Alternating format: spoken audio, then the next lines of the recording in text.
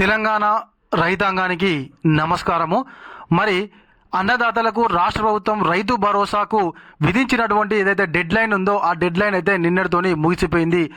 మార్చి 31 వరకు అర్హత కలిగినటువంటి వ్యవసాయ యోగ్యమైనటువంటి ప్రతి గుంటకు కూడా మేము రైతు భరోసా ఇస్తామని చెప్పేసి జనవరి 26వ తారీఖు నాడైతే రైతు భరోసాతో పాటుగా ఇంకో 4 పథకాలను ప్రారంభించినటువంటి విషయం మనందరికీ తెలిసిందే కదా.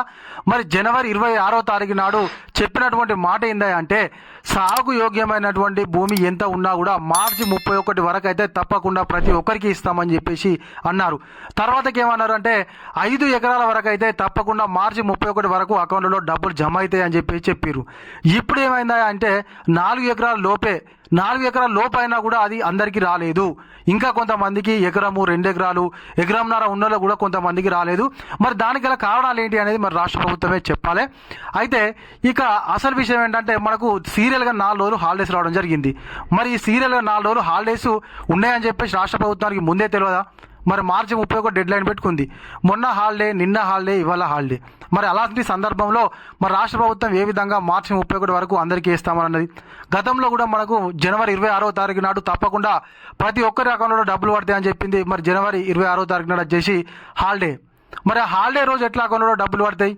మరి అప్పుడు కూడా ఏం చెప్పారు, మండలానికి ఒక గ్రామాన్ని తీసుకొని 562 గ్రామాలను తెలంగాణ మొత్తంలో ఎంపిక చేసుకొని పైలట్ ప్రాజెక్టుగా ఆ గ్రామాల్లోనే మొదటగా ఈ యొక్క 4 పథకాలు ఏవైతే జనవరి 26వ తారీఖు నాడు ప్రారంభించారో ఆ 4 పథకాలను ఆ గ్రామాల్లో మాత్రమే వాళ్ళు ఇంప్లిమెంటేషన్ 100% చేసినామని చెప్పి చెప్తున్నారు. మరి రైతు భరోసా అనేది ఎప్పుడు మనకు ఏదైతే పంట స్టార్టింగ్ ఎప్పుడైతే మనం విత్తనాలు వేసుకుంటామో, నాట్లు వేసుకుంటామో అప్పుడు అవసరమవుతుంది.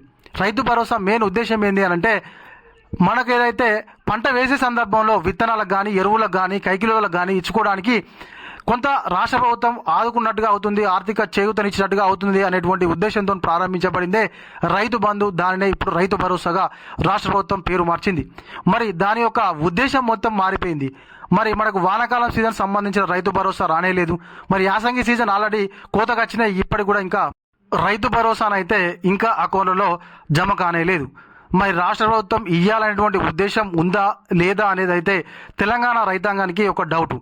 అయితే ఏసిరు ఏలే అంటలేము, ఏసిరు ఏనుడి మరి వేరుని పరిస్థితి ఏంది? ఏసింది కూడా మరి చక్కగా ఏనేయలేదు. ఏది 4 ఎకరాల వరకన్నా కంప్లీట్గా అందరికి ఏసిర్రా అంటే అది కూడా లేదు, ఇంకా కొంతమందికి కాలేదు.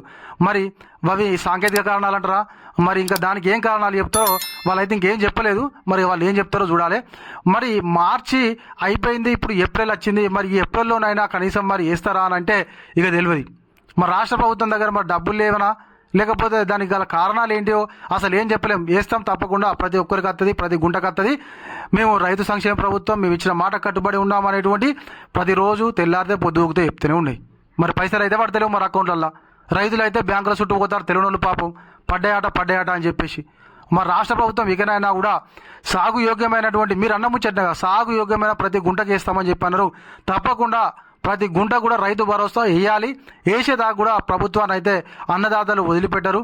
కాబట్టి ఇకనైనా కూడా హామీలు ఇచ్చేటప్పుడు అన్నదాతల విషయంలోనైతే తప్పకుండా జాగ్రత్త తీసుకోవాలి. ఎందుకు నేను ఈ మాట అంటున్నానంటే ఎవరైనా కూడా ఈజీగా మోసం చేసేది ఎవరిని అంటే రైతులనే. వాళ్ళకు ఎందుకంటే వాళ్ళు పట్టించుకుంటారు, వాళ్ళ పని వాళ్ళకే తీరేది. తెల్లారు అయితే వాడు కరెంటు కాడికి పోతాడు, అటు పోతాడు, ఇటు పోతాడు. ఏదోటి చెప్పచ్చు, చెప్తే వాడే సప్లైకుంటాడు, అయిపోతుంది అని చెప్పి అనుకుంటారు. కానీ ఇప్పుడు అట్లా కాదు. ఖచ్చితంగా ఏదైనా ఒకటి రైతన్నలకు హామీ ఇచ్చే ముందు అది సాధ్యాసాధ్యాలను ప్రశ్నించుకొని ఆ తర్వాతకే హామీ ఇవ్వండి. తప్పకుండా అది నెరవేరుతుంది అనుకుంటే చెప్పండి. ఎందుకనంటే మీరు చెప్పినటువంటి దానిలో సగానికి సగం మొత్తం కూడా ఏది కాలేదు. కౌలు రైతులు అక్కడనే ఉన్నారు, రైతు కూలీలు అక్కడనే ఉన్నారు, రైతు భరోసా ఆనే ఉన్నది, రుణమాఫీ ఆనే ఉన్నది, అన్నీ ఆనే ఉన్నాయి. చెప్పుడైతే చెప్పారు. కాబట్టి తప్పకుండా ప్రతి ఒక్కటి కూడా మీరు నెరవేరుస్తారని చెప్పేసి రైతాంగం ఎదురు చూస్తున్నారు. ఆ దిశగా మీరు ఆలోచిస్తారని, ఖచ్చితంగా అన్నదాతల యొక్క కోరికలు నెరవేరుస్తారని చెప్పేసి అందరూ అయితే అనుకుంటున్నారు. ఇది ఇలాంటి మన వీడియో. ఈ వీడియో కనుక మీకు నచ్చినట్లయితే ఖచ్చితంగా ఒక లైక్ చేయండి, కామెంట్ చేయండి. ఇంకా ఎవరైనా కొత్తగా మన ఛానల్ చూస్తున్నట్లయితే సబ్స్క్రైబ్ చేసుకోకపోతే వెంటనే సబ్స్క్రైబ్ చేసుకొని పక్కనటువంటి గంట సింబల్ నొక్కండి.